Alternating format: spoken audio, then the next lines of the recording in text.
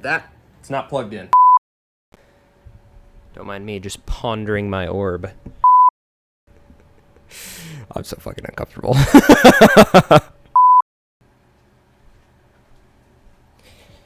Exciting! Hey everybody, welcome to That's a Good Card. I'm Kyle, and it's so nice to finally see you. Well, I guess I'm not seeing you, but you're seeing me! As you can tell, I'm not very comfortable in front of the camera, but I wanted to give you guys a look at myself. That sounds weird. I'm not very comfortable in front of the camera at all. And to be honest, for a long time, we thought that we wouldn't put out any video content whatsoever.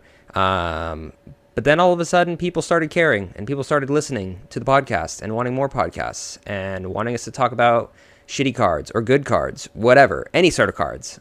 And now we're in a situation where we kind of want everyone to know what we look like. Be able to put a face to the weird and hot takes. I already hate where this is going, but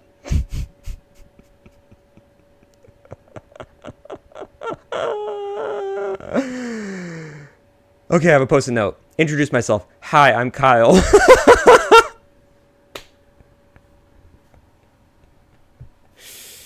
Oh man, this is so much harder than podcasting. I just don't get it. Anyway, introduce myself. You know who I am. I'm Kyle. My other half, aka Ya, lives 1,000 miles away. And that's how we started this podcast. That's why we started this podcast, was to stay in touch. So I moved to the Pacific Northwest, very far away from where Ya and I were friends. And we decided to start the podcast so that we could connect with one another. And now we have people listening to us, which is cool. But also, it's kind of scary because neither Ya nor I are very creative individuals. So we've been avoiding video production whatsoever. We've stuck with audio, and I've kind of self-taught myself to edit audio and be able to make the podcasts, even flashing the cards on the screen and learning to do that was like for me. But yeah, we decided to post some videos, hopefully higher quality videos of ourselves, so that you can put a name to the faces. No, not that. So that you can put a face to the voices that you hear. Anyway, thank you so much for providing support for our podcast, and we just ask for your patience as we learn how to handle this situation. Yeah, it's gonna suck, but it's okay. We're gonna put out good content. Yes, we're gonna do it. We got this. Yes. Okay. Anyway, talking about this podcast, this was a really fun one to record. I think this card, not the best card, a little bit of a spoiler, but it's something to talk about. And I think that in this current meta, it's something that may catch certain people's eyes. So let's talk about it. Why not? All right. Thank you again for supporting us, and we love you all. Mwah. Goodbye. Fuck, this is hard.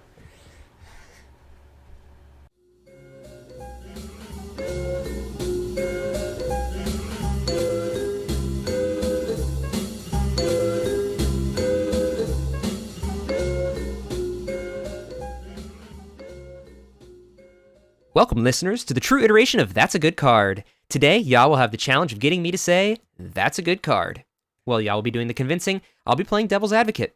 Also, now's a good time to remind you to hit that subscribe button if you're listening to us on YouTube. Please leave a comment below for one of your pet cards, one of your CEDH staples, personally, that you think, hey, this is a fringe card. We want the That's a Good Card guys to cover it. I think this card's really good. Please do a review on it.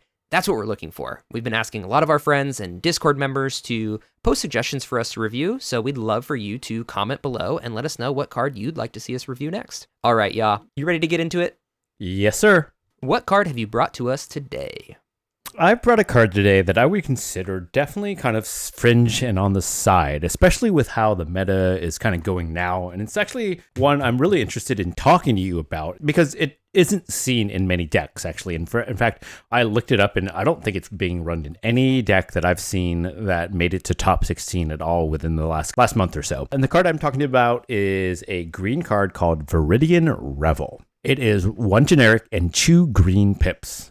It's an enchantment, and it says, whenever an artifact is put into an opponent's graveyard from the battlefield, you may draw a card. And then the flavor text says, let them have their revel. Soon, those who won't submit will be turned. Those who won't be turned will die. Vorinclex, Voice of Hunger. Very ominous. Ooh. And, this is a card that draws you cards. I mean, that's magic, right? Like, that's what we want. But I looked it up, and it isn't being run that much. I can't even remember how I came across this card, probably from researching stuff for Kinnan. And it was kind of like an obvious, like, whoa, why not? And so I actually do run this in my Kinnan. I tried it out there, and now I've also taken it from Kinnan and slotted it into Atraxa, which is a new deck Kyle and I were just talking about, and how he thinks I should be playing something else. But Atraxa is all about drawing cards. Technically not drawing, just putting into my hand, but I felt like, okay, this is a pretty cool card, and the number one reason I think it deserves to be in the main deck is for one word: Dockside. Yep. Artifact tokens, which are what treasures are, clues, and food tokens, right, are all artifact tokens. And when you sacrifice them, even though they're a token, they do hit the graveyard for just a split second. And then when it goes there, it goes, okay, you're a token, you don't exist anymore. But they do have a go to the graveyard effect. So this does trigger Viridian Revel. And if we know one thing about CEDH, it's Dockside reigns, right? He is too explosive. He can just make so much mana. Even when it's not yours and you're not in a red, you can copy a Dockside, like with an awesome card like Sea Double, and make a bunch of mana yourself and kind of go off. And so anytime they're sacrificing those treasures, you're going to be drawing cards, right? Yeah, and I think that's like the major point that is probably what originally brought you to this card, right? Is like this card seems to be specifically intended to counter the treasure meta, right? For sure. So Dockside makes treasures. Treasures need to be punished, right? Whether it's treasure loops, whether it's treasures for value, or treasures to ramp out your commander fast, this meta currently runs on treasures. For sure. And the second point I have that kind of goes along with that idea is that one, more card draw is not that bad. And so if you're in green and blue, you have now not only this card, but you have Rhystic Study and Mystic Remora, right? And so, and it kind of, I think Kyle was kind of alluding to this, that it's almost a little bit of pseudo stacks, right? A little bit ago, Kyle and I sat down and we talked about taxing people, right? That's what Rhystic Study does, right? You're adding one. You can't even really pay your taxes with this card, right? Through the act of trying to win or trying to just generate resources, you're going to kind of potentially stop somebody or give somebody pause on how many treasures they're going to try to crack in order to try to win and go off. So it's a little bit like a pseudo stacks, and they're by playing the game, they're giving you card draw, right? They can't even pay this. Yeah.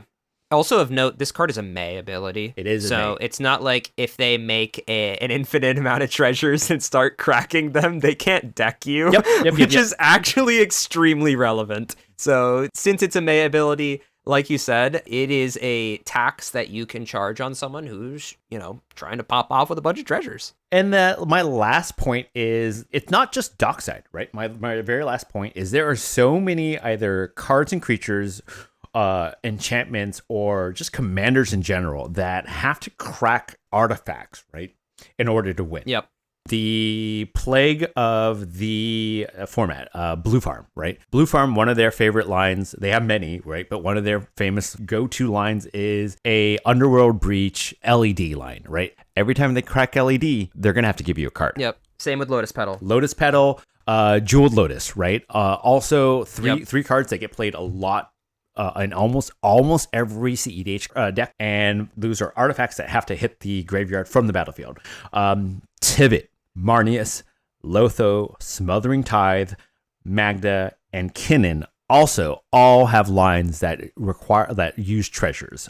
Kinnan's is a little bit more obscure through Treasure Vault, but it's still a thing. Those are all very dominant cards that run through treasures. Right, and so for me, it's like one of those, like, when this card kind of like hits the battlefield, it can really it's almost better than Rhystic for me. I think there is really good, strong argument, and we'll probably get into this the next point. There's strong argument that this is more dynamic, more explosive potentially than Rhystic Study, whereas Rhystic Study is very solid, right? People have to cast spells in order to progress their game, and so you're going to be able to tax them pretty consistently. This has the explosive nature of Dockside because Dockside is such a big upside for this card, and so just like Dockside, this card can be very explosive as well. But honestly, when I suggested this card, I was really looking forward to the conversation that Kyle and I are going to have, because I'm actually kind of curious of like what the big downsides are and why we don't see this card more. What you got, Kyle? Cool. So getting into my downsides, I kind of want to touch base on what we talked about originally, which is like, where do we see this card right now, right? And by scouring through EDH top 16, looking at top 16 decks, going even further in some of the bigger tournaments, I think I even went to like the 40 or 50th places, just people who are scraping together 1 or 2 wins, just looking for decks that ran this. I really didn't see it almost at all within the last couple of months. Yeah. That being said, I went and filtered by deck lists themselves, like commanders. And I did see it in some mono green lists. I thought I would see it a lot more in some Gruul lists, like in Italy. I thought I'd maybe find some. I really didn't see a lot of it. I thought I would see it in more Kinnan lists, but I really didn't see a lot of it. And then the last thing that I was honestly shocked that I didn't see it in is in Golgari lists, like Gitrog, that doesn't run it either. So I thought Golgari for sure would want like to look into this, just because it just has so much trouble drawing cards in general. Same with Gruul. Like, I think that you need to draw cards in those deck lists, so I was kind of shocked that they weren't running it. That being said, mono green for sure. All the mono green, even remotely CEH viable commanders, I wouldn't say it's not an auto include. It's not a staple in all these lists. Not even close, right? But I would say that maybe about 30 to 40% of the mono green deck lists I saw that looked even somewhat CEDH viable were running this card. And even that seems low to me. Yeah, exactly. So even though, in mono green, it's kind of tough for you to find these big value engines. At the same time, I think a lot of the mono green decks that are popular, like, kind of end up drawing cards on their own. Like Selvala, for example, you're already playing a card draw engine in the command zone. So I just don't think that they maybe need it as much. But yeah, let's get into my downsides. I just wanted to touch base on that, just to let everyone know, like, this card is fringe, right? I have seen it in a lot of sideboards. I'll tell you that. I have too. I think that this might be one of those things where it's a perfect card for what we're talking about. And maybe, this is the tip of the iceberg, and we're starting to get to a point where, people are considering it, but nobody wants to, take that first jump towards playing this card. But let's get into the downsides. So the first downside I have is, you kind of touched on already, this is just like really bad Rhystic Study.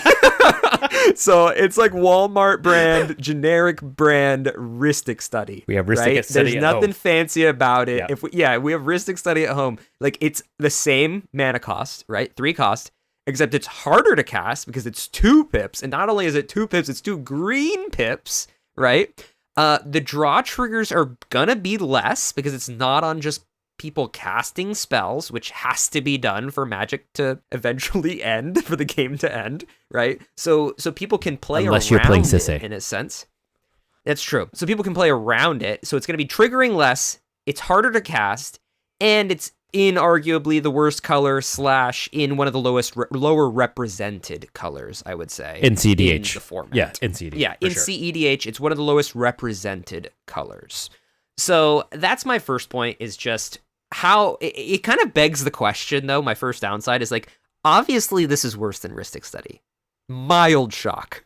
But at the same time, like, how bad does Rhystic Study have to be for you to want to play it in your deck? Because it's so incredible right now. It's like, okay, so it's like, do you still want Walmart brand Rhystic Study in your deck? Because Viridian Revel might be Walmart brand Rhystic Study.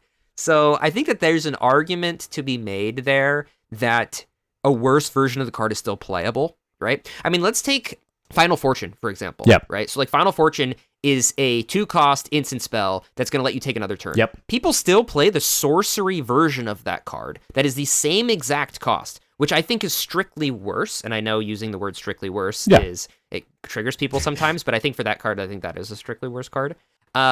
Even though it's like a sorcery and instant, and you could be like, well, there's something out that says you can't cast incidents, so therefore the sorcery is better. It's not strictly worse, but you get what I'm saying. Yep. It's close enough. So at that point, you still want to play the sorcery version of the card because just taking an extra turn is good, right? So at what point does a worse version of Rhystic Study be good? I don't know. The jury's still out, right? That's my first point. It's just a worse Rhystic Study. Downside 2 is something I kind of already touched on. Green is one of the least run color combinations in CEDH, right? I actually looked into it for a lot of the popular decks. I just wanted to see like what the color representation was to see if like any of these, 4 or 5 color decks or even some of the other decks could run this, right? So Sisay, for example, runs 20% green pips, right? And this is just me pulling from recent Sisay lists. Yep. Obviously, a lot of them might change, but in a recent successful top 16 Sisay list, 20%, right? So that's pretty good, pretty solid. In Kenrith, it's a mere 8%, right? Super unrepresented in this dominant 5-color powerhouse. In Kinnan even, which is a 2-color deck, it's only 30%, right? Atraxa, 19%. That's okay, not bad. Right? Which I think you talked about how wanting to run it there. It's not too bad. And one that actually shocked me that's more of a positive thing was I actually looked at Memo's Najila list. He's got a 24% green pip. Yeah, that's crazy. That's actually like really high, like super high. His list is supposed to be fast, and so he may, I think last time I looked, he may be running more dorks. Yeah, it does run a lot of those green dorks. Also, I've seen a lot of fluctuations between Najila lists. Some will even run like Chatterfang, or I know for a while it was really popular to run Druid's Repository, which is the same casting cost, same type of card as, or same card type as Viridian Revel. And what Druid's Repository does, for those of you who don't know, when a creature you control attacks, put a charge counter on Druid's Repository. And then it says remove a charge counter from Druid's Repository. Add 1 mana of any color to your mana pool. So it's a mana ramp card, right? It just gives you a bunch of mana. But at the same time, like the fact that there's room for a value piece in the enchantment room or enchantment area that has 2 green pips, that's something. That's not nothing. It's not nothing. That's not nothing. And then the last point I'll make is that it can be in a weird scenario where this is a really meta-dependent card, right? And I think that this meta is good for it. I think Dockside is rocking in every deck, and with the copies as well, like you mentioned, I think this is the good meta for it. But there's a possibility that you just play this card into a pod that you sit down and you get randomly assigned in a tournament, and nobody's doing treasure loops. Nobody's really caring about treasures. They're all doing their own thing. That don't involve treasures. Now, are those decks popular? Not as much, but you see them, right? Talion, for example. Like, is Talion really dependent on treasure loops to win the game? No, not at all, right? There's definitely decks in the format where treasures don't matter as much because it's only your opponents, right? You can't trigger this yourself. It's not like you can crack treasures and draw cards. That'd be nuts if you could do that. That would be crazy. That being said, it's just really pod dependent. It's meta dependent. So it's not a consistent card. It's not a proactive card. This is a reactive card. Yeah, I agree with that. It's actually really funny. The very first time I ran this, it was when I was playing Kinnan, and I played it into our pod. I remember drawing it like 4 or 5 times, and I remember each time going, "What the fuck? This pod never casts a Dockside." I think I went a whole 5 games once into our pod, our meta, our very own meta, and I don't think I saw Dockside once. I was like, "What the heck happened? What is this? What are we playing?" Our pod's wild. We have so many mono colored decks. We got mono white, we got mono red, we got mono green, and we got mono blue and black, everything, and black. And mono black. That's right. True. We have literally all the mono color decks. Obviously, we don't just play those decks, but it can happen where there's a pod where nobody's running Dockside, which is crazy in CEDH. And I think that's a really great point, right? In the fact of like, yeah, you do have to know your meta. If your meta doesn't play Abuse Dockside, then yeah, don't run this card, right? And I believe it wasn't even that long ago. I want to say 2018, 2019. There was a point where Rhystic Study was not considered that great of a card, right? I believe even in CEDH, there were decks that weren't running like you could be in blue and not be running Rhystic Study. It wasn't a staple. It was still really good, obviously. Right. But It's still good. And now I don't think you run blue and not run Rhystic Study, right? People are more likely to not run some of the free counter spells than they are to not run Fish and Rhystic Study, right? Like that's more likely potentially than not. all right, yeah. So what point did I make that just made sense as the biggest downside for this card? Why do you think we're not seeing this card played? I think the best point is the fact that it's in green, right? Green is, I don't know if it has to do with the pips, to be quite honest with you. I actually find myself personally, if I have a deck with green, green is not the difficult color to find for me in multiple pips, right? It's a little bit easier for me to make. Chances are if I'm running green and I run a lot of creatures, I probably run Gaia's Cradle. And so like almost that alone lets me have excess green. But I think the fact that if I'm in a deck with multiple colors, the other colors are so much more strong. Like Kinnan, right? Kinnan's only 2 colors. One of them's green. And even Kinnan only runs from your stat here, 30% of those cards are green, right? There might be even a higher amount of colorless cards, right?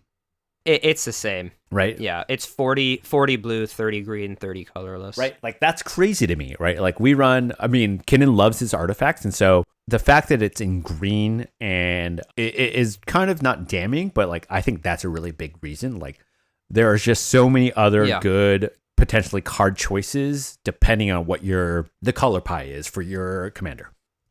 Yeah.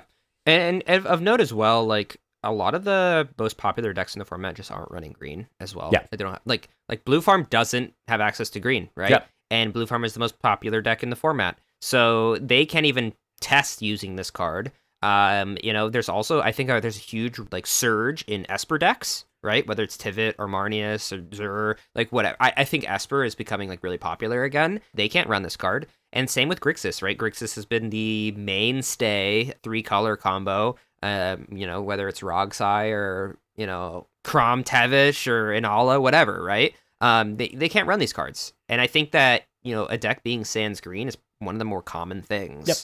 I agree. So what point of mine did you like the best, and why do you think this card could be good?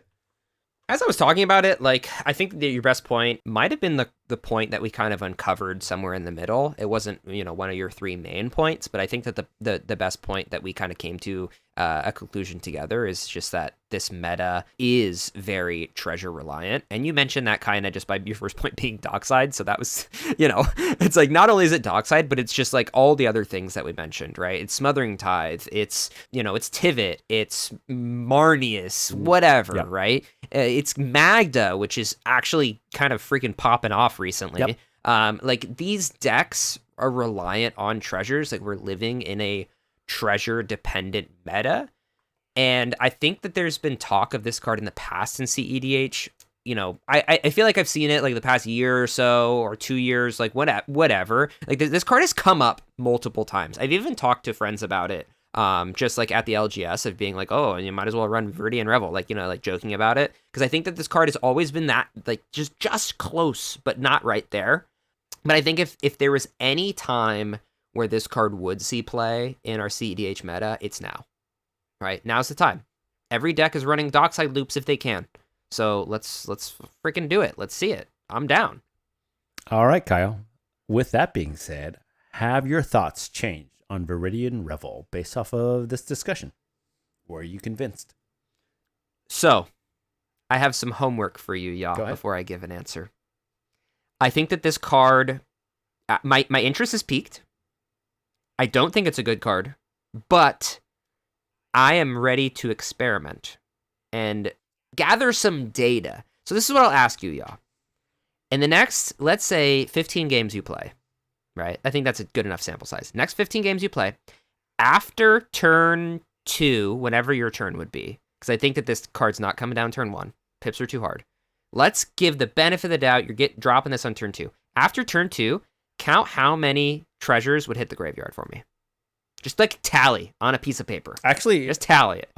From the last I want to see. From a recent game, I would say like a shitload. Yeah, can be. not yeah. And you can count. Let's add like loops. Like, let's add like a dockside loop. Like somebody just casts a meal dockside and then does that. You could just write that, like note that down as well somewhere. But take some notes on this card for me. Yeah, you don't just get infinite. But I want to know. Like, I want to know how many, like, per round, like, how many treasures are actually hitting the graveyard, right? This is something that we kind of talked about a little bit with C double of, like, how often is threshold going to be met? I want to know how many times we're going to see artifacts hit the yard, right? Because as we've seen through Rhystic Study, like, people don't pay. People are going to let you draw cards, right? Oh, yeah. I think it's the same way for Viridian Revel. Oh, yeah. People aren't going to not crack their treasures. Oh, yeah. And not cast their commander, right? Oh, So yeah. people are going to play through it. They're just going to be like, fuck it, take cards. But I want to know how often this card would trigger before I start playing it myself. That being said, I don't really have a lot of decks that could run this, to be just completely transparent with you. I'm not putting this in Turbo Corvold. Sorry. But I want to know whether or not this is something that's possible. So for now, no, this is not a good card. But if you bring back your findings, Scientist Yaw, go do some field research for me. Bring back 15 your findings. games. That's like next week. I'll bring it back next week. That's 15, easy. yeah, 15 right? games. Easy. That's 2 nights, man. 2 No, nights. I'm just kidding. But bring back that homework for us, and we'll let the people know what you find. And if it's something that's eye popping, let's give this card a try. Sweet. Actually, one last point. I think you made a rather good point there at the end. When you mentioned what turn this could come down, and I think thinking about that made me think, oh, you're right. That double green early is really hard, right? Can be really hard, right? Early, that double green turn 1 is not going to be impossible, but it's not going to be as likely to happen, right? This is more coming down turn 2. Yeah, and you got to be in those early seats too to get the value out of it. Because if you're bringing this down turn 2, right? Let's say you miss turn 2 and you're on turn 3. JLos have been popped. Lotus Petals have been popped. Right? Value docksides have already happened. That's true. Value docksides have already gone down. There's a good chance that you don't get your value from this card because everybody's already, popped their treasures by then. So, I don't know. That's why I'm giving you this homework. I'm not convinced yet. I'm not going to say that's a bad card, but, it's definitely not on the level of a good card yet for me yet. All right, listeners. With that being said, if you are listening to this and you think to yourself, like, I already have that evidence, leave a comment. Please let us know that you're really high on this card. What are we missing? We would really like to have a discussion about what your thoughts are on this card, because I think this is one of those cards where, I'm going to be honest with you, it may be really polarizing in the community. So let us know your thoughts. Oh, we're going to get flamed so hard. We're going to get flamed so hard. So that's why we need the commenters, all the Viridian Revel stands out there. Like somebody who's like, I play Yasan and Viridian Revel's the best card ever. We need you in the comments to fight all the tryhards that comment, 2 minutes into our video without even listening to our video and just say, this card sucks, you guys suck. So let's get all the Viridian Revel stands out there to fight the people who don't even listen to our content. Right. Just comment. And those of you who are still listening, we're not talking about you, right? Those who we're talking about have already left. True. Yeah, they don't even know. That's the thing. The haters don't even know because they haven't listened. They haven't stayed 20-something minutes into this. Are you kidding me? They don't know. So it's just a secret talk between us and the Viridian Revel stands out there. Yeah, if you're still listening, thank you so much. Yeah, thank you so much, y'all. Please check our link tree down below for links to all of our social media. Thank you for coming to this episode today on Viridian Revel. As well, I'll give you another reminder, if you have that pet card that you want us to review, if you have that something fringe that's been sitting in your sideboard and you just need somebody to talk about it to get you to use it, throw a comment down below in the YouTube comments or on the Reddit post that we post every week, and maybe you'll see your card on the next episode. Yeah, everybody, if you join the Discord, hit us up for a game and you'll probably see me slinging some Viridian Revel. Beware. We'll see you next time. Bye.